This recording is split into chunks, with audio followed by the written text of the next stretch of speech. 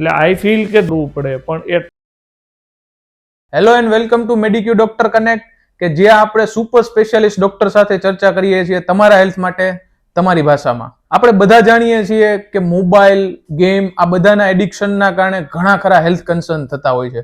આંખોનો stress, vision issue, બાળકોથી લઈ મોટા સુધી બધાને આ તકલીફ રહેતી હોય છે.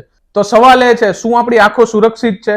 જ્યારે આ ક્વેશ્ચનનો આન્સર શોધવા જઈએ ત્યારે એક નામ આવે, ગુજરાત અને રાજકોટમાં સુપર સ્પેશિયાલિસ્ટ જે બાળકોથી લઈ મોટા સુધી squint eyes, cataract surgery, LASIK surgery આ બધામાં હજારો લોકોની આંખોને સુરક્ષિત કરેલ છે. Yes, I am talking about paediatric ophthalmologist doctor Om Patel is a founder of Akshaya hospital. Welcome to the show sir. Yes, thank you, thanks a lot for your invite. તો doctor સાહેબ, તમારી જર્ની કયો, જે ચાઇલ્ડ ઓપ્થેમોલોજી સ્પેશિયાલિસ્ટ તમે બન્યા, તો એની પાછળનું reason શું છે? કારણ કે એઝ અ ડોક્ટર જ્યારે તમે સ્ટડી કરતા ત્યારે તમારી પાસે ઘણા ઓપ્શન હોય, તો સ્પેશિયલી આ ફિલ્ડ જ શું કામ? યસ, તો આની પાછળ દેર આર મેની રીઝન્સ કે જ્યારે હું MBBS કરતો રાજકોટ ગવર્મેન્ટ મેડિકલ કોલેજમાં, એના પછી મેં મારું સુપર સ્પેશિયાલિટી દિલ્હીની પ્રેસ્ટિજિયસ વેનુ આઈ ઇન્સ્ટિટ્યૂટથી કરેલું છે. અને આંખમાં પણ જ્યારે મેં જોયું અહીંયા સ્પેશિયલી આપણી સાઈડ સૌરાષ્ટ્રમાં કે આંખના તો ઘણા બધા ડોક્ટર છે, પણ સુપર સ્પેશિયાલિટી લેવલે પણ ઘણા બધા ડોક્ટર્સ છે, પણ ખાસ કરીને બાળકોની આંખમાં અને ત્રાસી આંખમાં કામ કરતા હોય એવા કોઈ વેલ ટ્રેન્ડ ક્વોલિફાઈડ ડોક્ટર સૌરાષ્ટ્રની અંદર નહોતા. બીજું કે આ એટલા મારું ફિલ્ડ ઓફ ઇન્ટરેસ્ટ છે કે બાળકોની આંખની અંદર જે પણ આપણે કામ કરીએ તો એની લાઈફ ચેન્જિંગ છે. રાઈટ. એને લીધે અવોઇડેબલ ચાઇલ્ડહુડ બ્લાઇન્ડનેસ છે. WHO પ્રમાણે અવોઇડેબલ ચાઇલ્ડહુડ બ્લાઇન્ડનેસ બહુ જાજી માત્રામાં છે. અને ઇફ વી કેન થોડુંક એ કહેશો, વોટ ઇઝ અવોઇડેબલ? મતલબ કે અત્યારથી અવોઇડ કરીએ અને પછી અવોઇડેબલ ચાઇલ્ડહુડ બ્લાઇન્ડનેસ મતલબ કે બાળપણમાં થતી બ્લાઇન્ડનેસ જેને તમે અવોઇડ કરી શકો, અથવા તો આઈધર પ્રિવેન્ટ કરી શકો અથવા ટ્રીટમેન્ટથી મટાડી શકો. ઓકે. તો that is known as avoidable blindness. તો અવોઇડેબલ ચાઇલ્ડહુડ બ્લાઇન્ડનેસમાં કામ કરવાની સૌરાષ્ટ્ર કચ્છમાં ખૂબ જરૂર હતી, કારણ કે જ્યારે તમે એક બાળકની આંખને અથવા બાળકના વિઝનને લઈ આવો છો, ત્યારે તમે બાળકને તો ટ્રીટ કરો જ છો, સાથે સાથે એનું સોશિયલ સર્કિટ છે, એનું જે ફેમિલી છે, એનું ફ્યુચર છે, એનું કરિયર છે, બધાને શેપ કરવામાં તમારો ફાળો છે. અને ultimately that is a way to contribute in nation building, because raising a blind child or raising a blind person has got many problems rather than just the sight. So મને થયું કે થોડું challenging કામ હતું, કારણ કે બાળકોની આંખની તપાસ કરવી અઘરી, બાળકો કોઓપરેટ ન કરે, પર પેશન્ટ ટાઈમ બહુ જાજો લાગે, ઘણી વખત તમારી બાળક થઈ જવું પડે, બાળક ભેગું. પછી સર્જરી એમની ડિફિકલ્ટ હોય, કારણ કે રૂટીન જે એડલ્ટની સર્જરી અમે કરતા હોય એના કરતાં આ સર્જરીમાં આપણે એનેસ્થેસિયા દઈને કરવું પડે. તો બાળકોમાં એનેસ્થેસિયા દેવું થોડું રિસ્કી હોય. બાળક કમ્યુનિકેટ ન કરી શકે કે એને શું પ્રોબ્લેમ છે, તો એ જજમેન્ટ ઓબ્જેક્ટિવલી ડોક્ટરે લેવું પડે. ઓપરેશન પછી બાળક બહુ કોઓપરેટ ના કરી શકે, તો ફોલોઅપ્સની અંદર એનું જજમેન્ટ લેવું ડિફિકલ્ટ પડે. આ બધા બ્લોક્સને લીધે પીડિયાટ્રિક ઓપ્થેલ્મોલોજી એટલું ફેવરેટ બ્રાન્ચ બધાની નથી. અને પીડિયાટ્રિક ઓપ્થેલ્મોલોજી સ્પેશિયલી આપણા રિજિયનમાં સૌરાષ્ટ્ર કચ્છમાં એટલું ડેવલપ નહોતું થયેલું, બિકોઝ થોડું કોમ્પ્લેક્સ છે, કોમ્પ્લિકેટેડ છે, ટાઈમ ટેકિંગ છે, પેશન્સ વાળું છે અને સ્કિલફુલ છે. બિકોઝ વિચાર કરો, આંખની સર્જરી જેટલી સ્કિલફુલ છે, એમાં નાના બાળકની આંખમાં ઓપરેટ કરવું એના કરતાં પણ વધારે અઘરું છે. એટલે ઘણી વખત આઈ keep on laughing with my patient કે હું એડલ્ટ પેશન્ટ ટ્રીટ કરતો હોય ત્યારે હું એને એમ કહું કે જો બાળકોની આંખમાં 6 મહિનાના બાળકની આંખનું ઓપરેશન કરતા હોય તો એની માટે મોટાનું તો કેટલું સહેલું છે. પેલા મોટાનું જ શીખવું પડે, પછી બાળકોનું થાય. તો જો બાળકોમાં કરતા હોય તો મોટાનું તો ઘણું ઈઝી છે. ઘણી વખત કેવું થતું હોય છે કે જે પહેલાની આપણે વાત કરીએ તો મમ્મી હોય એમ કહેતી કે ભાઈ બેટા ટીવી થી દૂર બેસ, અને હવે અત્યારનો ટ્રેન્ડ કેવો થઈ ગયો છે કે બાળકોના બધાના હાથમાં મોબાઈલ હોય છે, તો એક એડિક્શન થઈ ગયું છે. આજે 2-3 વર્ષના બાળકો યુટ્યુબ સ્ક્રોલ કરતા થઈ ગયા છે. તો આમાં તમને શું લાગે છે? યસ, એટલે આને ઈ પર્સપેક્ટિવથી જોઈ શકાય કે હવે સ્ક્રીન 2025માં જ્યારે આપણે બેઠા છીએ ત્યારે 100% અવોઇડેબલ નથી. રાઈટ. યુ કેનોટ સે કે મોબાઈલ ક્યારેય જોવાનો જ નહીં કે ટીવી ક્યારેય જોવાનો જ નહીં. It has become A part of our life. So now we have to find A way to live with it, કે મિનિમમ પોસિબલ ડેમેજ સાથે મેક્સિમમ આપણે કઈ રીતે સ્ક્રીન યુટિલાઇઝ કરી શકીએ, અથવા એને બીજી રીતે લઈ જાઓ તો મેક્સિમમ કામ આપણે મિનિમમ સ્ક્રીન ટાઈમથી કઈ રીતે કરી શકીએ, આની ઉપર વી હેવ ટુ ફોકસ. અને ડેફિનેટલી સ્ક્રીન ટાઈમ બને એટલો ઓછો રાખવો જોઈએ. અને જો યુઝ કરવાનું થાય તો પણ એની અમુક ટિપ્સ છે જે આપણે ફોલો કરવી જોઈએ, કે જેનાથી આંખને લગતા ડેમેજ આપણને બને એટલા ઓછા થાય. અને એન્ટરટેનમેન્ટ માટે જેટલો સ્ક્રીન ટાઈમ આપણે કટ ડાઉન કરી શકીએ એટલો that is the best way to go head. મારા ખ્યાલથી માણસો કદાચ એન્ટરટેનમેન્ટમાં સ્ક્રીન ટાઈમ તો કટ નથી કરતા, પણ બીજો કોઈ રસ્તો ખરો? એટલે સ્ક્રીન ટાઈમ તો કટ જો ન થઈ શકે તો દેર આર સમ ટિપ્સ, કે જ્યારે તમે સ્ક્રીન યુઝ કરતા હોય ત્યારે સ્ક્રીનને 1 હાથ જેટલી દૂર રાખવી જોઈએ, આંખના લેવલથી નીચે રાખવી જોઈએ, હર 20 મિનિટે 20 સેકન્ડનો નાનો બ્રેક લેવો જોઈએ અને 20 ફૂટ દૂર જવું જોઈએ. ઓકે. આને રૂલ ઓફ 20-20-20 કહેવાય છે, કે every 20 minutes you take a 20 second break અને you look 20 feet away. Okay. આનાથી આંખના મસલ્સ રિલેક્સ થઈ જાય છે, તો એને લીધે આંખને વચમાં આરામ મળે છે. સ્ક્રીન તમારી આઈ લેવલથી નીચે રાખવાની છે, વચમાં આઈને ફ્રીક્વન્ટલી બ્લિંક કરવાની છે, અને અમુક જે લુબ્રિકેટિંગ આઈ ડ્રોપ્સ આવે એને તમે યુઝ કરી શકો. ઓકે.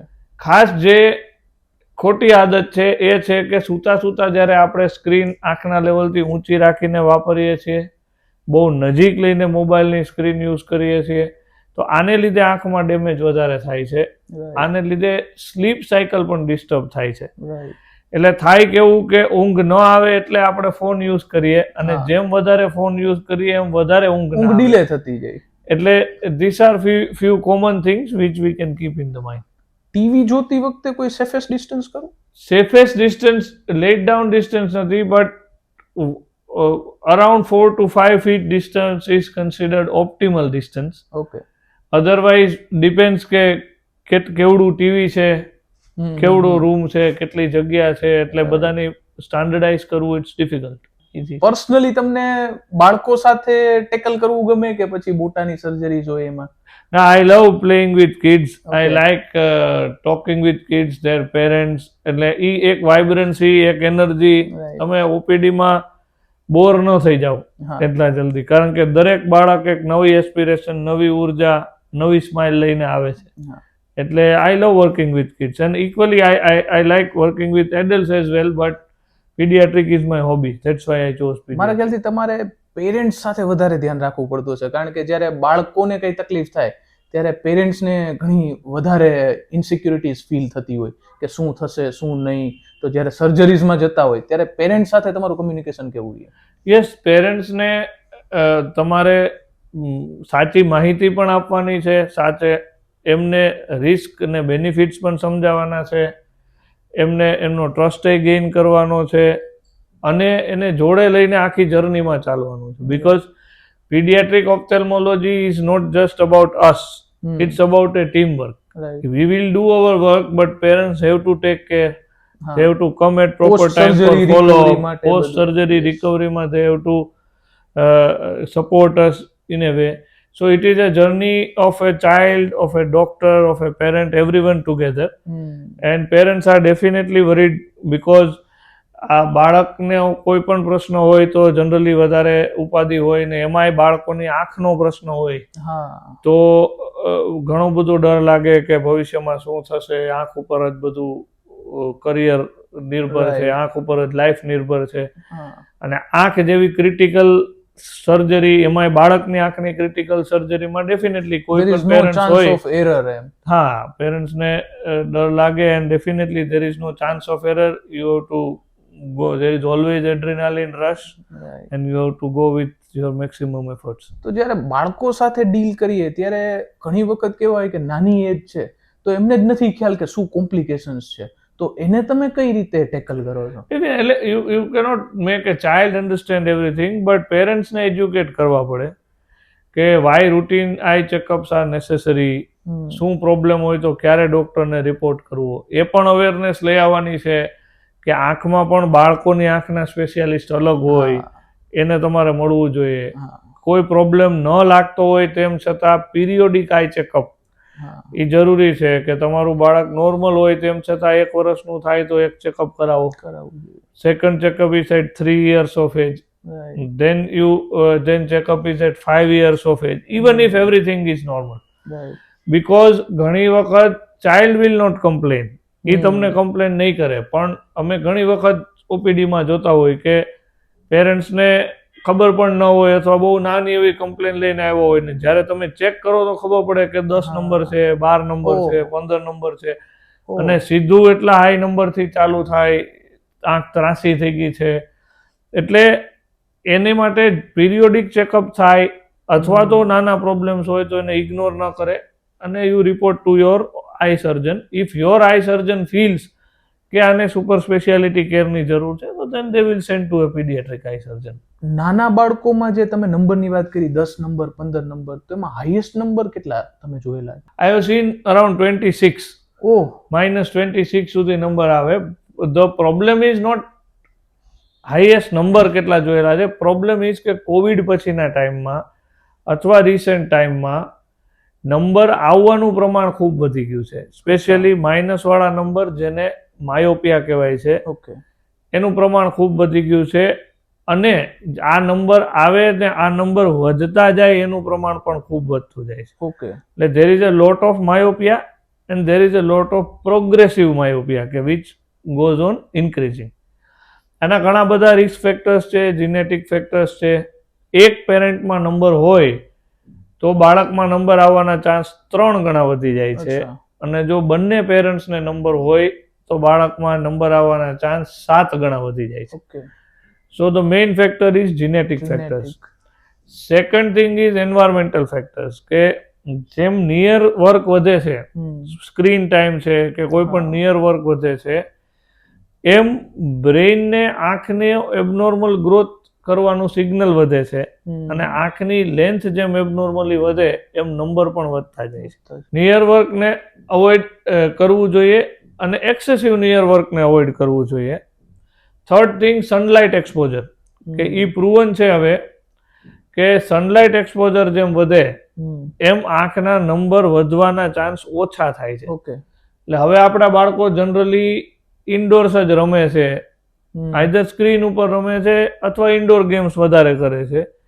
તો વી શુડ રિયલી એન્કરેજ કે એ લોકો આઉટડોર ગેમ્સ કરે, સનલાઇટ એક્સપોઝર વધારે, તો એનાથી પણ આંખને થતા નુકસાન ઓછા થઈ શકે. મેં એક રિપોર્ટ્સમાં જોયું છે, વર્લ્ડ હેલ્થ ઓર્ગેનાઇઝેશનનો રિપોર્ટ છે કે 2050 સુધીમાં half of the world will have માયોપિયા.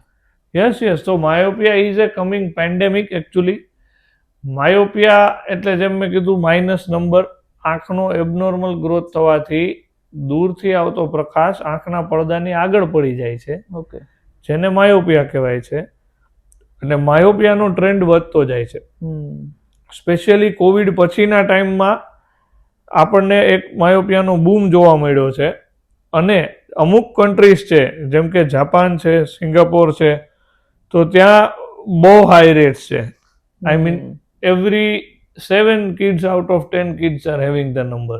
So that is a very huge rate, and that is going to progress very fast. So myopia ને કંટ્રોલ કરવું, એના પ્રોગ્રેશનને અટકાવવું, it is a real need of the time. તો તમે અમુક વસ્તુ કીધી કે સનલાઇટ એક્સપોઝર ને આ બધી વસ્તુનું ધ્યાન રાખવું જોઈએ, તો એવી કોઈ ટ્રીટમેન્ટ આવે છે કે જેનાથી આ નંબર વધતા અટકાવી શકાય? યસ, એટલે બાળકોના વધતા જતા નંબર, માયોપિયાના પ્રોગ્રેશન માટે, as we said, prevention is better than cure. તો પ્રિવેન્ટ કરવાના તો આપણે જોયું કે લાઇફસ્ટાઇલ ચેન્જ શું છે, પણ આની સ્પેશિયલ ટ્રીટમેન્ટ પણ આવે. જો નંબર હોય, નંબર વધતા જતા હોય, તો એની સાયન્ટિફિક ટ્રીટમેન્ટ્સ આવે કે જેની અંદર આપણે આંખની એક્ઝિયલ લેન્થ, એટલે કે અત્યારે આંખની લેન્થ કેટલી છે એ માપી શકાય આંખનો સીટી સ્કેન કરીને. અને એ લેન્થને આધારે આપણે ટ્રીટમેન્ટના ઓપ્શન પ્લાન કરી શકીએ. કારણ કે એક બહુ જ ઇન્ટરેસ્ટિંગ ફેક્ટ છે કે જો 1 mm જેટલી એક્ઝિયલ લેન્થ વધે, આંખની લેન્થ એબનોર્મલી 1 mm પણ વધે, તો સીધા 3 નંબર વધી જાય છે. એટલે આ લેન્થ મેજર કરવી જોઈએ. ત્યારબાદ ઘણા બધા ટ્રીટમેન્ટ ઓપ્શન છે, પણ મેઇન ટ્રીટમેન્ટ ઓપ્શન કહીએ તો ડ્રોપ્સ આવે છે. ઓકે. એટ્રોપિન 0.01% મોલિક્યુલ છે, એના ડ્રોપ્સ આવે. જે ડ્રોપ્સ તમે કન્ટિન્યુઅસ લોંગ ટાઈમ માટે યુઝ કરો તો આંખના નંબર વધતા અટકે. આ પ્રૂવન સાયન્ટિફિક છે. આની માટે એટમ કરીને સ્ટડીઝ પણ થયેલી છે. એટલે જો ક્રાઇટેરિયામાં ફિટ થતું હોય, જો બાળકને જરૂર હોય તો આ ડ્રોપ સેફલી ચાલુ કરી શકાય. બીજો ઓપ્શન આવે છે myopia control glasses. Okay. Yes, ગ્લાસમાં પણ એવા સ્પેશિયલ પ્રકારના ટ્રીટમેન્ટ માટેના ગ્લાસીસ આવે કે જેનાથી નંબર વધતા અટકે. તો એ ગ્લાસીસની અંદર રિંગ ડિઝાઇનવાળા ગ્લાસીસ આવે છે કે જેમાં આંખમાં લાઇટ છે એને એવી રીતે ફોકસ કરવામાં આવે કે જેથી આંખનો એબનોર્મલ ગ્રોથ થતો અટકે, અને આંખનો એબનોર્મલ ગ્રોથ અટકે તો નંબર વધતા પણ અટકે. તો આવા ગ્લાસીસ પણ અવેલેબલ છે. પેશન્ટના મેઝરમેન્ટ્સ પ્રમાણે, રિક્વાયરમેન્ટ પ્રમાણે તમે આવા ગ્લાસીસ પણ આપી શકો. ખાસ કરીને આની માટે તમારે પીડિયાટ્રિક ઓપ્થેલ્મોલોજીસ્ટને મળી અને આ ઓપ્શન્સ ડિસ્કસ કરી શકો. અમુક સ્પેશિયલ પ્રકારના કોન્ટેક્ટ લેન્સીસ પણ આવે છે કે જે તમે નાઇટ ટાઈમ વેર કરાવો, રાત્રે કોન્ટેક્ટ લેન્સ પહેરીને સુવડાવો તો દિવસમાં ચશ્માની જરૂર પણ ન પડે અને નંબર વધતા પણ અટકે. તો માયોપિયા જેમ વધે છે, માઇનસ નંબર જેમ વધે છે, એમ માયોપિયાને આગળ વધતું અટકાવવા માટેના ટ્રીટમેન્ટ ઓપ્શન્સ પણ વધે છે. અને મોટા ભાગની જગ્યાએ કે સુપર સ્પેશિયાલિટી લેવલે માયોપિયા ક્લિનિક પણ ચાલુ કરવામાં આવે છે કે જેમાં પેરેન્ટ્સને અલગ માયોપિયા વિશે ગાઈડન્સ આપવામાં આવે, માયોપિયા કે નંબરને વધતા અટકાવવા શું કરી શકાય એની ઉપર ગાઈડન્સ આપવામાં આવે, અને અલ્ટિમેટલી જ્યારે બાળક 18 યર્સ કે 19 યર્સની એજ ક્રોસ કરે છે તો એ નંબરને ઉતારી કઈ રીતે શકાય એનું પણ ગાઈડન્સ આપી શકાય. આપણે બાળકોની વાત કરી, પણ જ્યારે એડલ્ટની વાત આવે કે જ્યારે ઓલરેડી નંબર છે અને સ્ટેબલ છે, ત્યારે ઘણી વખત એમને એવું હોય કે નંબર ઉતારીએ તો ઇઝ ઇટ સેફ? અને એમાંય ઘણી વખત આપણામાં કેવું હોય કે મેરેજ ટાઈમ આવે ત્યારે પ્રિફર એવું કરે કે ભાઈ આંખના નંબર ઉતારી નાખીએ. તો એમાંય ઘણી ખરી ટેકનિક્સ આવતી હોય છે, જે મેં સાંભળ્યું છે કે લેસિક છે, સિલ્ક છે. તો આમાં કઈ પ્રિફર કરવી જોઈએ, આના વિશે થોડુંક કહો. યસ, ડેફિનેટલી નંબર ઉતારવાની સર્જરીને રિફ્રેક્ટિવ સર્જરી કહેવાય. ઓકે. અને 18 વર્ષથી ઉપરની એજ હોય, નંબર સ્ટેબલ હોય તો રિફ્રેક્ટિવ સર્જરી કરવી ખૂબ જ સેફ છે. પેશન્ટ માટે હવે તો ખૂબ જ ઇઝી છે, પેઇનલેસ છે, અને ડેફિનેટલી બધા પેરામીટર્સ બરોબર હોય તો રિકમેન્ડેબલ છે. એમાં કોઈ પ્રોબ્લેમ નથી. ઇમ્પોર્ટન્ટ એ છે કે એટલી બધી ટેકનિક્સ હવે અવેલેબલ છે કે જેની અંદર કોઈ એક એવી ટેકનિક નથી જે બધા માટે સારી છે. એક વખત આંખના નંબર કેટલા છે એનું ચેકઅપ કરવું જોઈએ. આંખની કોર્નિયા કીકી હેલ્ધી છે કે નહીં, એની થિકનેસ શું છે એ નક્કી કરવું જોઈએ. અને પેશન્ટની રિક્વાયરમેન્ટ શું છે એના આધારે અલગ અલગ ઓપ્શન્સ પેશન્ટને આપી શકાય. અને અલગ અલગ ઓપ્શન્સમાંથી patient can choose whatever they feel that is best for them. LASIK જે તમે કીધું, that is a very good surgery. It is being perform for more than 20 years નાવ.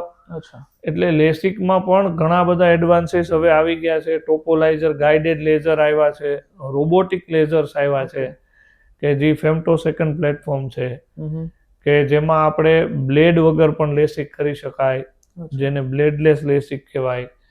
જેમાં લેન્ટિક્યુલ બેઝ સર્જરી પણ આવી ગઈ છે કે જેમાં ફ્લેપે ના બનાવવો પડે, માત્ર 2 મિલીમીટરની અંદરથી ઇન્સિઝન કરી અને તમે લેન્ટિક્યુલ એક્સપ્રેસ કરી શકો. તો એમાં એક ટેકનિક હતી સ્માઇલ, એના પછી સ્માઇલ પ્રો કરીને આવેલી છે, અને હવે તેમાં પણ સૌથી વધારે લેટેસ્ટ ને એડવાન્સ જોન્સન એન્ડ જોન્સનની એલિટા સિલ્ક કરીને પ્રોસિજર આવેલી છે.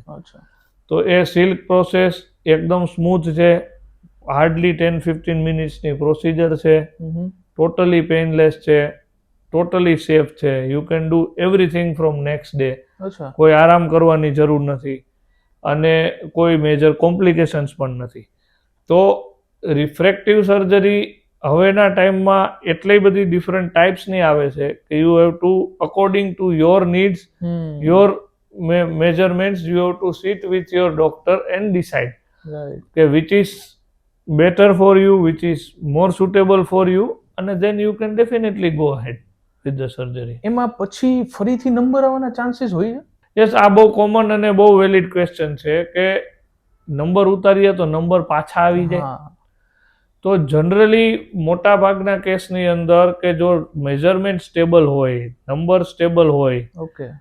બધા એજના અને બીજા બધા ક્રાઇટેરિયામાં મેચ થતું હોય અને સર્જરી કરીએ તો રિઝલ્ટ બહુ જ પ્રેડિક્ટેબલ છે. રૂટીન કેસમાં નંબર પાછા આવતા નથી.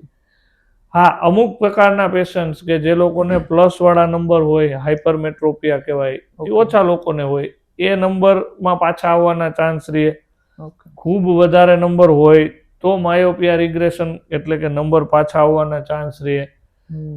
અમુક એજ પછી નજીકના વાંચવાના નંબર આવે જેને આપણે કોમનલી બેતાળાના ચશ્મા કહીએ, તો એ પ્રકારના ચશ્મા પાછા આવવાના ચાન્સ અમુક કેસની અંદર રહેતા હોય છે. પણ બાય એન્ડ લાર્જ કહું તો more than 95% of the patients will not need glasses permanently. Important here is કે અગેન તમારો કેસ શું છે, તમારા નંબર કેટલા છે, તમારા મેજરમેન્ટ શું છે, એ રીતે તમારે you should discuss all this factors with your doctor. પણ જનરલી એવું આપણે સ્ટેટમેન્ટ આપી શકીએ કે નંબર આધુનિક ટેકનોલોજીમાં નંબર ઉતાર્યા પછી નંબર પાછા આવવાના ચાન્સ ખૂબ જ ઓછા અથવા નહીવત છે. ઓકે. કોઈ સાઈડ ઇફેક્ટ ખરી કે પેલા માણસોને આ લેસિક સર્જરી કરવામાં બીક લાગતી કે ભાઈ કંઈક સાઈડ ઇફેક્ટ થશે, તો હવે એવું ખરું કે નહીં? હા, એટલે C side effects, there is never a surgery which is have no complications or no side effects, but if it is done in a proper way, well planned હોય, ક્રાઇટેરિયામાં હોય તો કોમ્પ્લિકેશન રેટ ખૂબ જ ઓછો છે કે નેગ્લિજિબલ છે. કે જે કોમ્પ્લિકેશન રેટ પહેલા હતો એમાં પણ હવે વિથ ટાઈમ ટેકનોલોજીકલ એડવાન્સ એટલું થયું છે કે હવે almost zero, near to zero જેવો કોમ્પ્લિકેશન રેટ હોય છે. પણ કોઈ પણ સર્જરી ડેફિનેટલી 100% રિસ્ક ફ્રી કે 100% કોમ્પ્લિકેશન ફ્રી ક્યારેય ન હોઈ શકે. રિસ્ક વર્સિસ બેનિફિટ રેશિયો જ્યારે આપણે વિચારીએ તો benefit ratio is very good, risk is very less, but yes there is definitely a small risk with everything you do, અને એની માટે you should consult your doctor and discuss the risk factors before you choose any type of surgery. કારણ કે post surgery રિકવરીમાં પોતે ધ્યાન રાખવું પડતું, કદાચ એમાં ધ્યાન ના રાખે તો એના કારણે બી સાઈડ ઇફેક્ટ. એટલે there are many patient factors, there are many doctors factors, there are many technical machine related factors which can lead to small complications, but routinely એ બહુ જોવા મળતા નથી. If all three is well understood, well managed, તો કોઈ એવો major પ્રશ્ન આવતો નથી. આપણે ચર્ચા કરી આંખના નંબર ઉતારવાની, તમે 15-20 ટેકનિક પણ કીધી, બરોબર, પણ ખરેખર પબ્લિકનું કેવું હોય છે કે ન્યૂઝપેપર જોયું એમાં એડ જોઈ કે 9,999 માં આંખના નંબર ઉતારો, તો પબ્લિક તો અહીંયા જ એટ્રેક્ટ થાય છે કે ભાઈ 9,999 માં છે, તો ખરેખર જોવા જાય તો આનો ભાવ શું હોય આંખના નંબર ઉતારવાનો? એટલે આનો ભાવ, બહુ સરસ વાત તમે કરી. તો હું તમને એમ પૂછું કે તમારી આંખની કિંમત શું હોય? એટલે ભાવ, કિંમત, અલગ અલગ ટેકનિક છે, અલગ અલગ ટેકનોલોજી છે. ડેફિનેટલી ચીપર ઓપ્શન્સ પણ છે, એક્સપેન્સિવ ઓપ્શન્સ પણ છે. નવા વધારે લેટેસ્ટ ટેકનોલોજીમાં જાય તો થોડું એક્સપેન્સિવ પણ થાય. પણ અહીંયા બહુ ઇમ્પોર્ટન્ટ એ છે, મારું એવું માનવું છે કે નંબર ઉતારવા વાળા વ્યક્તિ, પર્સન છે, પેશન્ટ નથી. His life is very good with glasses, એનું જીવન ચાલે જ છે.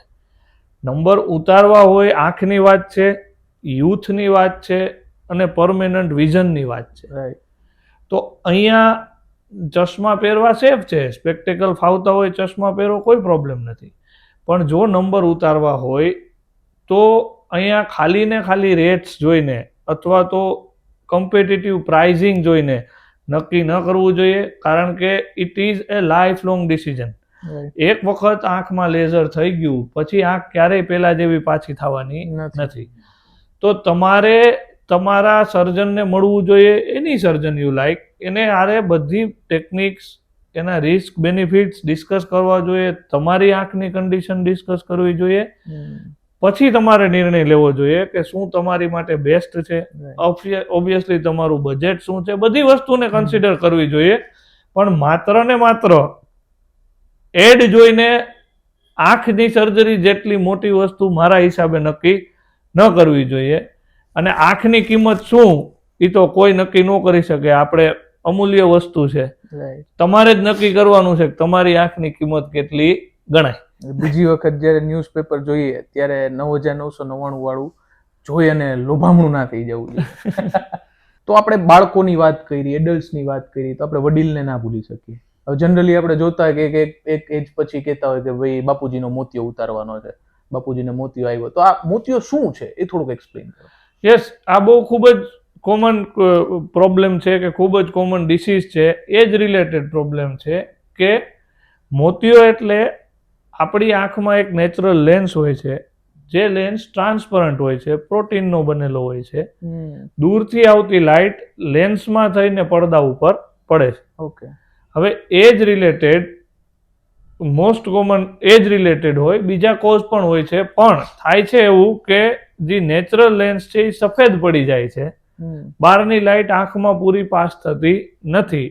એને લીધે વિઝન ઓછું થઈ જાય છે, ક્લાઉડી વિઝન થઈ જાય છે. આને આપણે કેટરેક્ટ કહીએ છીએ અને દેશી ભાષામાં આને મોતિયો કહેવાય છે. મોતિયો એટલે તમે કીધું કે લેન્સ સફેદ પડી જાય, તો એવી કોઈ ટેકનિક ખરી કે સફેદ પડતો અટકાવી શકાય? મેં એવું સાંભળ્યું છે કે અમુક ટીપા આવતા હોય છે, ટીપા નાખીએ તો મોતિયો અટકાવી શકાય. તો આ સાચું છે? નહીં, આ એક બહુ સારો પ્રશ્ન છે. બહુ કોમન મિસઅન્ડરસ્ટેન્ડિંગ કે કોમન મિથ છે.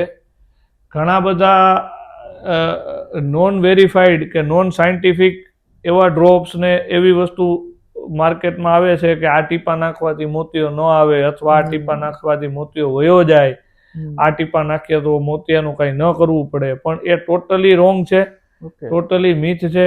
એ જ રિલેટેડ આંખનો લેન્સ સફેદ થવાને આપણે મોતિયો કહીએ છીએ. જો એજિંગને અટકાવી શકાય તો મોતિયાને અટકાવી શકાય. એટલે મોતિયાને કોઈ ટીપાથી મોતિયાને અટકાવી ન શકાય, કોઈ ટીપાથી મોતિયો ન મટે. એક વખત જો લેન્સ તમારો સફેદ થઈ ગયો હોય તો જેને આપણે મોતિયાનું ઓપરેશન કહીએ એ રીતે એ લેન્સને કાઢી લેવો પડે છે અને એની જગ્યાએ આપણે નવો લેન્સ આંખની અંદર નાખવો પડે છે, જેને આપણે મોતિયાનું ઓપરેશન કહીએ છીએ. મોતિયાના ઓપરેશનમાં કઈ બાબતનું ધ્યાન રાખવું જોઈએ? મોતિયાના ઓપરેશનમાં બે વસ્તુ ઇમ્પોર્ટન્ટ છે. એક છે કઈ ટેકનિકથી સર્જરી થાય, અને બીજો છે કે નેચરલ લેન્સની બદલે જે નવો લેન્સ નાખીએ તો નવો લેન્સ કેવો નાખવો. ઓકે. તો મોતિયાના ઓપરેશનમાં એટલે કે નેચરલ લેન્સને કાઢવાની અલગ અલગ ટેકનિક હોય છે. જૂની ટેકનિકમાં મોટો આપણે ચેકો મારતા, આખો લેન્સ કાઢી લેતા, પછી ટાંકા લઈને આંખને બંધ કરતા. નવી ટેકનોલોજીમાં હવે એ કશું કરવાની જરૂર નથી. માત્ર 2 મિલીમીટરની અંદરથી એકદમ પેઇનલેસ, ટાંકા વગરની, પાટા વગરની, દુખાવા વગરની એડવાન્સ લેઝર ટેકનોલોજી હવે મોતિયાના ઓપરેશનમાં આવી ગઈ છે કે જેમાં 2 મિલીમીટરમાંથી જ માઇક્રોસ્કોપિક સર્જરી વડે મોતિયાનું ઓપરેશન થઈ જાય છે. તો આ પેશન્ટ માટે ઘણું કમ્ફર્ટેબલ છે, ઘણું ઇઝી છે, રિકવરી ટાઈમ નથી. અલબત્ત ડોક્ટર માટે અઘરું છે, પણ પેશન્ટ માટે ઘણું સહેલું છે. એટલે એક તો મોતિયાના ઓપરેશનમાં પાર્ટ આવે કે કઈ ટેકનિકથી સર્જરી કરવી.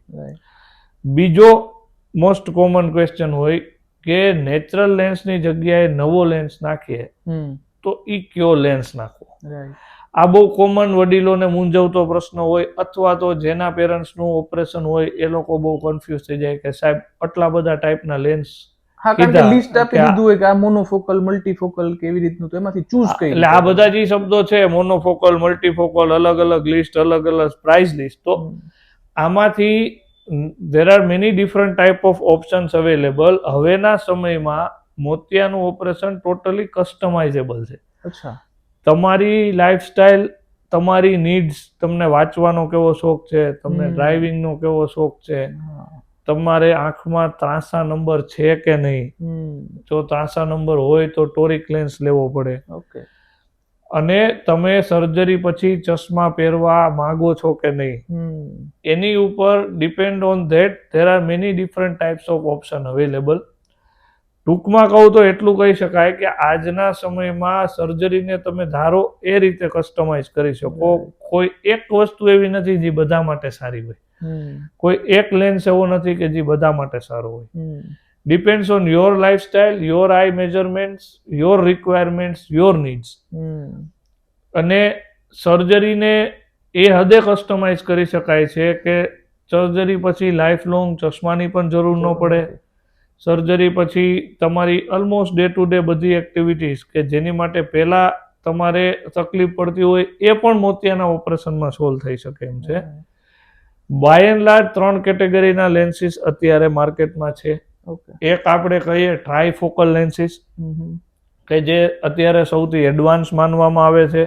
તો એ રિંગ ડિઝાઇન વાળા લેન્સ હોય છે.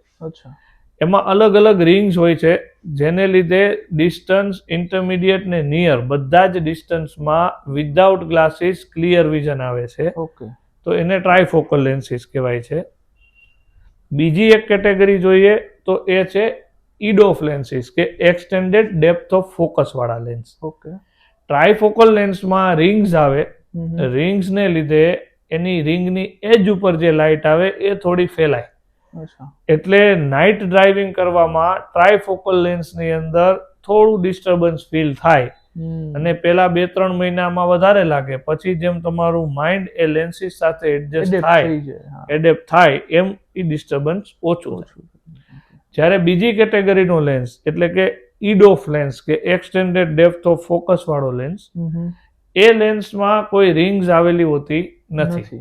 લેન્સના સેન્ટરમાં એક બમ્પ આપવામાં આવે છે. આને લીધે ડિસ્ટન્સ અને ઇન્ટરમીડિયેટ વિઝન ક્લિયર થઈ જાય છે. ઓલમોસ્ટ 90% વર્કમાં તમારે ચશ્માની જરૂર પડતી નથી. પણ નાઇટ ડ્રાઇવિંગ જેને જાજુ રહેતું હોય એની માટે આ આઈડિયલ લેન્સ માનવામાં આવે છે, કારણ કે આ લેન્સમાં નાઇટ ડ્રાઇવિંગના ડિસ્ટર્બન્સ થતા નથી. સૌથી સિમ્પલ લેન્સીસ આપણે કહીએ તો એ મોનોફોકલ લેન્સીસ છે કે જેની અંદર એક ડિસ્ટન્સનું વિઝન ક્લિયર થાય છે પણ ઇન્ટરમીડિયેટ અને નિયર એની માટે ચશ્માની જરૂર પડે છે. તો as I said there are no clear cut one choice which is good for everyone. Depending on your lifestyle, your budget, your needs, you can totally customize the surgery. અત્યાર સુધી કેવું હતું, એક મિથ હતી કે ભાઈ જેમ મોંઘો લેન્સ એમ સારો, આ એક જ માન્યતા હતી. જે તમે અત્યારે ક્લેરિટી આપીને બહુ ઇન ડેપ્થ આપી કે ખરેખર તમારે જે રિક્વાયરમેન્ટ છે એ પ્રમાણે યુઝ કરવું જોઈએ. ડેફિનેટલી મોંઘો હોય એ સારો એવું જરૂરી નથી. તમારી આંખની કન્ડિશન શું છે, કીકીમાં કોઈ પ્રોબ્લેમ છે કે નહીં, પડદામાં કોઈ પ્રોબ્લેમ છે કે નહીં, તમારી જરૂરિયાત શું છે, એની ઉપર લેન્સનું સિલેક્શન બહુ ડિફર કરે. ડાયાબિટીક પેશન્ટને અમુક લેન્સીસ સિલેક્ટ ન કરાય, ઝામર હોય તો એ પેશન્ટને અમુક લેન્સીસ સિલેક્ટ ન કરાય. તો there are many different things which matters while you are choosing the lens. અને અગેન લાઇટર ટોનમાં કહું તો choosing A lens is like choosing your life partner. Because એક વખત લેન્સ આંખમાં વયો ગયો પછી there is no way કે you can take it out, right?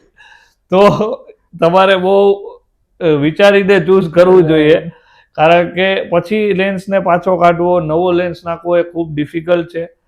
અને જે પણ તમે સિલેક્ટ કરો એ પરમેનન્ટ અને લાઈફ લોંગ છે. મોતિયાનું ઓપરેશન ખરેખર કયા સ્ટેજે કરાવવું જોઈએ? કારણ કે પેલાનું આપણે જોવા જઈએ તો માણસો મોતિયો પાકે અથવા તો રેડાઈ જાય પછી ડોક્ટર પાસે જાય, તો ખરેખર શું હોવું જોઈએ? યસ, એટલે મોતિયાનું ઓપરેશન હવેના સમયમાં એક લાઇફસ્ટાઇલ રિલેટેડ ડિસિઝન છે કે એવા સ્ટેજે જ્યારે તમને ડે ટુ ડે લાઈફમાં ડિફિકલ્ટી લાગે, ડ્રાઈવ કરવામાં મજા ન આવે, કમ્પ્યુટરમાં મજા ના આવે, ફોનમાં મજા ના આવે, તો એવા સ્ટેજે ઓપરેશન કરી શકાય. લાસ્ટ સ્ટેજ સુધી રાહ જોવાની કે એકદમ મોતિયો પાકવા દેવાની કોઈ જરૂર રહેતી નથી, કારણ કે મોતિયો પાકે મીન્સ મોતિયો એકદમ કઠણ થઈ જાય, લેન્સ એકદમ હાર્ડ થઈ જાય, તો સર્જરી અનનેસેસરી ડિફિકલ્ટ થાય. જે સેફલી પતે એવી સર્જરી કોમ્પ્લિકેટેડ થાય અને ડોક્ટર માટે પણ ડિફિકલ્ટ થાય, પેશન્ટ માટે પણ પેઇનફુલ થાય અને અલ્ટિમેટલી સર્જરી કરાવવી પડે એ તો છે જ. તો અનનેસેસરી હેરાન થવું, વેઇટ કરવી, ત્યાં સુધી બ્લરી વિઝન સાથે જીવવું અને સર્જરી પણ ડિફિકલ્ટ બનાવવી, એનું કોઈ લોજિક નથી. એના કરતાં તમે રેગ્યુલર ચેકઅપ્સ કરાવવું જોઈએ. અને જે એવા સમયે જ્યારે તમને ડે ટુ ડે લાઈફમાં પ્રોબ્લેમ લાગે અને તમારા ડૉક્ટર સલાહ આપે કે હવે સર્જરીની જરૂર છે, એ ટાઈમે તમે ડિસિઝન લઈ શકો છો. મોતિયામાં ઘણા ખરા પેકેજીસ ને લેન્સીસ ને બધી વસ્તુ આવતું છે. આપણે જોયું હોય કે ટ્રસ્ટની હોસ્પિટલ, પ્રાઇવેટ હોસ્પિટલ, એમાં પેકેજ હોય કે આટલાથી શરૂ, બરોબર, મોનોફોકલ લેન્સ, મલ્ટીફોકલ લેન્સના આટલા. તો આ પેકેજ કઈ રીતે ચૂઝ કરવું જોઈએ? યસ, આ ખૂબ કોમન ક્વેશ્ચન છે કે મોતિયામાં અલગ અલગ પેકેજીસ અલગ અલગ ટાઈપની હોસ્પિટલમાં હોય છે. પહેલાં તો એ સમજવું જરૂરી છે કે મોતિયાના પેકેજની અંદર માત્ર લેન્સનો ચાર્જ હોતો નથી. ઓકે. જનરલી માર્કેટ એવું થાય છે અથવા પેશન્ટ એ રીતે આવે છે કે સાહેબ આ લેન્સના કેટલા, આ નાખવું હોય લેન્સ તો કેટલા. પણ એકચ્યુઅલી મોતિયાના ઓપરેશનમાં 4-5 વસ્તુ ઉપર આધાર છે. એક તો ફર્સ્ટ અને ફોરમોસ્ટ કે કોણ સર્જરી કરે છે. ઓકે. કારણ કે ટેકનોલોજી એડવાન્સ છે પણ ડૉક્ટરની સ્કિલ ખૂબ જ ઇમ્પોર્ટન્ટ છે. એટલે ડૉક્ટર પાસે કેટલો એક્સપિરિયન્સ છે, કેટલા ટ્રેન છે, ડૉક્ટર કોણ છે, એની ઉપર પેકેજના ચાર્જીસ વેરિએશન આવે. બીજી વસ્તુ કે મોતિયો રિમૂવ કરવા માટે જે લેઝર ટેકનોલોજી છે એમાં પણ અલગ અલગ ઘણા બધા ઓપ્શન્સ આવે છે. લેઝર મશીન્સ ઇન્ડિયન મેડના બેઝિક લેઝર મશીન્સ કે જે 5-7 લાખના આવે છે ત્યાંથી લઈ અને અમેરિકન અમુક કંપનીના મશીન 1-1 કરોડ સુધીના આવે છે. તો એક જ પ્રકારની ટેકનોલોજીમાં હ્યુજ વેરિએશન્સ મશીન લેવલે, ટેકનોલોજી લેવલે છે. સિમ્પલ રીતે કહીએ તો જેમ 5 લાખમાં કાર આવે ને કરોડમાં કાર આવે, તો એવી રીતે એના સેફ્ટી ફીચર્સ અલગ હોય છે, પ્રેસિઝન અલગ હોય છે. એટલે ડિપેન્ડિંગ ઓન કે કોણ ઓપરેશન કરે છે ને કયા મશીન ઉપર કરે છે. થર્ડ થિંગ એની અંદર કયા પ્રકારના કન્ઝ્યુમેબલ્સ યુઝ થાય છે. કન્ઝ્યુમેબલ્સમાં પણ ક્વોલિટીમાં ખૂબ વેરિએશન હોય છે. આંખની અંદર વાપરવામાં આવતા કેમિકલ, દવાઓ, વિસ્કો ઇલાસ્ટિક્સ, એમાં પણ ખૂબ ચેન્જ હોય છે. અને ચોથું ઓબ્વિયસલી લેન્સ ઉપર હોય છે. તો જનરલી ખાલી લેન્સ મેટર નથી કરતો. એક પેકેજ એટલે આપવામાં આવે છે કે this is a combination of everything, right from your machine, right from the man behind the machine, right from your implant or lenses, right from the disposables you use. Accordingly, there is a huge variation in the budget. એટલે તમને જે suit થઈ શકે આ બધી વસ્તુને consider કરી અને you should think about the package. અને જસ્ટ ખાલી લેન્સનું મહત્વ નથી. ખૂબ જ સારો લેન્સ હોય પણ જો મશીન સારું ન હોય, ડોક્ટર ટ્રેન્ડ ન હોય તો ધાર્યું રિઝલ્ટ ન મળી શકે. અને ઘણી વખત ડોક્ટર ખૂબ સારા હોય, મશીન સારા હોય પણ લેન્સ એકદમ લો ક્વોલિટી હોય તો પણ રિઝલ્ટ ન મળી શકે. એટલે ઓપ્ટિમમ રિઝલ્ટ્સ માટે આ બધા ફેક્ટરને કન્સિડર કરી અને પેકેજને નક્કી કરવું જોઈએ. ટેકનોલોજી જેમ ઇવોલ્વ થાય છે તો તમને એમાં લાગે છે કે એમાં આગળ જતા રોબોટિક્સનો કઈ રોલ રહેશે એમાં? ડેફિનેટલી AI અને robotics are coming in a big way. અને we should rather than ignoring it કે rather than denying it, we should try and accept it. અમે અમારું કહીએ તો અમે બધી નવી ટેકનોલોજીને એડેપ્ટ કરવાની કોશિશ કરીએ છીએ. લેટેસ્ટ જે machine AI base robotic machines છે તો એને રાજકોટમાં કે સૌરાષ્ટ્રમાં કઈ રીતે લઈ આવી શકાય, લોકો સુધી કઈ રીતે પહોંચાડી શકાય, એની ઉપર કામ કરીએ છીએ. Because world is changing every day. આજે 20 વર્ષ પહેલા અને અમારી બ્રાન્ચ તો ખાસ કરીને એટલી સ્પીડથી ડેવલપ થાય છે કે આઈ વુડ સે કે 25 વર્ષ પહેલા જે કામ થતું હવે એ ભાગ્યે જ ક્યાંય થાય છે. એટલે આઈ ફીલ કે those who don't upgrade miss the bus. એટલે યુ હેવ ટુ અપગ્રેડ અને definitely technology has a role in everything we do. આપણે જનરલી જોતા હોય કે આંખ ઘણી વખત ફરકતી હોય છે. એમ કહે કે ડાબેથી જમણું કામ કરે બમણું, તો આંખ કઈ રીતે ફરકે? એટલે આંખનું ફરકવું જે આપણે કહીએ છીએ એકચ્યુઅલી આંખની આઈલિડના મસલ હોય ને એનું ઇનવોલન્ટરી કોન્ટ્રાક્શન, એટલે કે તમારા કંટ્રોલ બહાર એ મસલનું કોન્ટ્રાક્શન થાય, ટ્વિચિંગ થાય, જેને આપણે આંખનું ફરકવું કહીએ છીએ. અને એ ઘણી વખત નોન સ્પેસિફિક હોય, એનું એક્ઝેક્ટ રીઝન ન હોય. ઘણીવાર વિટામિન ડેફિશિયન્સીમાં પણ થાય, ન્યુરોલોજીકલ પ્રોબ્લેમ્સ હોય કે બ્રેઇનને આઈને કનેક્શન કરતી નર્વ્સમાં પ્રોબ્લેમ હોય તો પણ એ થઈ શકે. એટલે એની માટે તમારે એક્સપર્ટ એડવાઇસ લઈ શકાય. મતલબ કન્ટિન્યુઅસ જો થતું હોય તો તો તમારે એડવાઇસની જરૂર છે. ક્યારેક આંખનું ફરકવું it is common. It is common અને might be lucky unlucky, I cannot say, but it is common.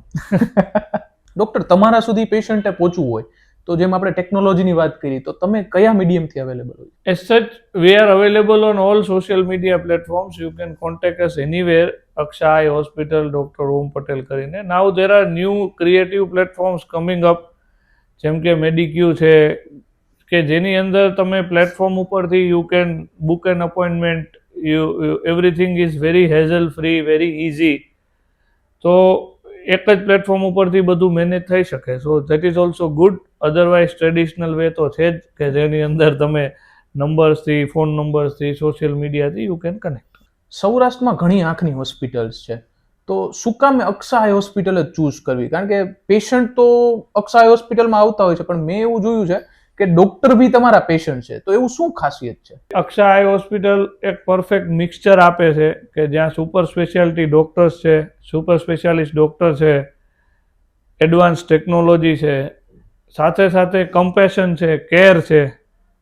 અને એટલે જે એક ટ્રસ્ટ અમે શોર્ટ ટાઈમમાં જીતી શક્યા છીએ. વી આર રિયલી ગ્રેટફુલ અમારા બધા પેશન્ટ્સને, અમારા બધા ડૉક્ટર ફ્રેન્ડ્સને, અને ખાસ કરીને આટલા બધા ડૉક્ટર્સ કે જેની અમે સર્જરી કરી છે ને ડૉક્ટર્સની આંખની સર્જરી કરી છે, તો એ લેવલનો ટ્રસ્ટ અમારા પણ મૂકવા માટે we are really thankful. So doctor, હવે આપણે થોડાક રેપિડ ફાયર ક્વેશ્ચન લઈ લઈએ, પબ્લિકને જે થોડાક મીથ હોય તો એ ક્લિયર થઈ જાય. Which is better, contactless or glasses? Definitely glasses, any day. Carrot ખાવાથી નંબર ઉતરે? તો બહુ સહેલું થઈ જાય.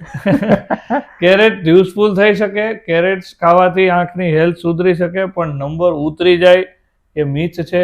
કોઈ કેરેટથી કે કોઈ યોગાથી કે કોઈ એક્યુપંચરથી નંબર વયા જાય, that is totally false. You can try it as an added therapy, પણ એ કોઈ મેઇન થેરાપી ન થઈ શકે. ઘણી વખત રોવાથી આંખ ક્લીન થઈ જાય, તો એ સારી વસ્તુ છે? એટલે સારી કે ખરાબી તો કયા કારણથી રોવો છો એની પર છે. જો તમે ખુશીના આંસુ હોય તો સારી કહી શકાય, પણ ધ થિંગ ઇઝ કે આંખ ક્લીન કરવાનું નેચરલ મિકેનિઝમ છે, જે આપણા ટીયર્સ છે એ આંખને ક્લીન કરે જ છે. એની માટે એક્સ્ટ્રા રોવાની કાંઈ જરૂર નથી. અત્યારે મોબાઈલમાં બહુ હાઈ મેગાપિક્સલ્સ આવી ગયા, આંખના મેગાપિક્સલ કેટલા હોય? આંખના મેગાપિક્સેલ પરફેક્ટલી તો મેજર ન કરી શકાય, પણ એક રિસર્ચ પ્રમાણે અરાઉન્ડ 576 મેગાપિક્સેલ હ્યુમન આઈમાં હોય છે. એટલે એ લેવલનું જે નેચરલ વિઝન હોય છે, that is far more better than your artificial cameras. Okay. આંખમાં ઘણી વખત કાજલ ને સુરમા ને એવું લગાવતા હોય, તો એ આંખને એમ કે ઠંડક આપે, તો ખરેખર એ સારું કે ખરાબ? ના, બ્યુટિફિકેશન આપે, પણ ઠંડક તો ના આપે. કારણ કે આંખમાં કાજલ લગાવવાથી કોઈ વાર ઇન્ફેક્શન થવાના ચાન્સ રહે છે. કાજલની બ્રાન્ડ ઉપરથી ઘણા લોકો એલર્જીક હોય કાજલને, તો એને લીધે આંખમાં ઇચિંગ થાય, આંખ સોજી જાય, આંખ લાલ થાય, કોક વખત આંખમાં ઇન્ફેક્શન થાય. તો આઈડિયલી કાજલથી કોઈ બેનિફિટ્સ થાય એવું નથી. કોસ્મેટિક બેનિફિટ્સ થાય, દેખાવમાં સારું લાગે, દેટ ઇઝ ડિફરન્ટ થિંગ. જો તમે ડોક્ટર ના હોત તો શું હોત? ડોક્ટર ના હોત તો there are many other things that attract me. મને એક્ઝેક્ટલી નથી ખબર શું હોત, પણ દેર આર હાઈ ચાન્સીસ કે હું પબ્લિક સ્પીકિંગમાં ગયો હોત, દેર આર હાઈ ચાન્સીસ કે હું બિઝનેસમાં ગયો હોત, અને સ્પિરિચ્યુઅલ ઇન્ટરેસ્ટ પણ મને બહુ છે. So thank you very much. ખૂબ મજા આવી, ખૂબ નવું જાણવા મળ્યું. કોઈ છેલ્લો મેસેજ તમે પબ્લિકને કન્વે કરવા માંગતા હોય? યસ, લાસ્ટ મેસેજમાં કહું તો કે નવા સમયની અંદર ઘણી બધી નવી ચેલેન્જીસ આવે છે. આંખને લગતા ઘણા નવા પ્રશ્નો સ્ક્રીન યુઝને લીધે, લાઇફસ્ટાઈલને લીધે આવે છે. તો એને તમે ટોટલી અવોઇડ તો ન કરી શકો, પણ બને તેટલા પ્રિવેન્ટ કરી શકો. એટલે રેગ્યુલર આઈ ચેકઅપ્સ કરાવવા જોઈએ. જે નાની નાની ટિપ્સ છે એ તમને કદાચ ખૂબ મોટી રીતે કામ આવે. એટલે એ બધું વસ્તુ તમારે ડે ટુ ડે લાઈફમાં ધ્યાન રાખવું જોઈએ. આંખમાં પણ હવે ઘણા બધા આંખમાં અલગ અલગ સુપર સ્પેશિયાલિસ્ટ ડૉક્ટર્સ અવેલેબલ હોય છે. તો તમને જે પ્રકારનો પ્રોબ્લેમ હોય એ પ્રકારના સ્પેસિફિક ડૉક્ટરને બતાવવું જોઈએ, અને પ્રોબ્લેમ્સને ઇગ્નોર ન કરવા જોઈએ. ટાઈમે ટ્રીટમેન્ટ કરવાથી ખૂબ સારા અને એક્યુરેટ રિઝલ્ટ્સ આપી શકાય છે. Thank you. જીવનનો રંગ આંખથી જોવા મળે, સપનાનો રંગ મનથી અનુભવવા મળે. આંખ તો કેવલ દ્રષ્ટિ આપે છે, પણ અસલી નજર તો માણસની સોચમાં જોવા મળે. યસ, આપણી સાથે આજે હતા ડોક્ટર ઓમ પટેલ. આપણને ઘણું ખરું નોલેજ શેર કર્યું, શું ધ્યાન રાખવું જોઈએ, સ્પેશિયલી બાળકો, વડીલો બધાને શું ધ્યાન રાખવું જોઈએ, cataract surgery, squint eyes plus screen timing, ઘણી વસ્તુ જોવા મળી. અક્ષા આઈ હોસ્પિટલની 2 બ્રાન્ચ છે, 150 ફૂટ રિંગ રોડ અને પ્લસ રિસન્ટલી સરે નવી બ્રાન્ચ ઇનોગ્રેટ કરી છે 80 ફૂટ રોડ ઉપર. તમે ત્યાં જઈ સર અને મેડમની મુલાકાત લઈ શકો છો. અને plus is available in Medicu health care app as well, કે જ્યાં તમે એમનું ઓપીડી અને વિડીયો કન્સલ્ટેશન પણ બુક કરી શકો છો.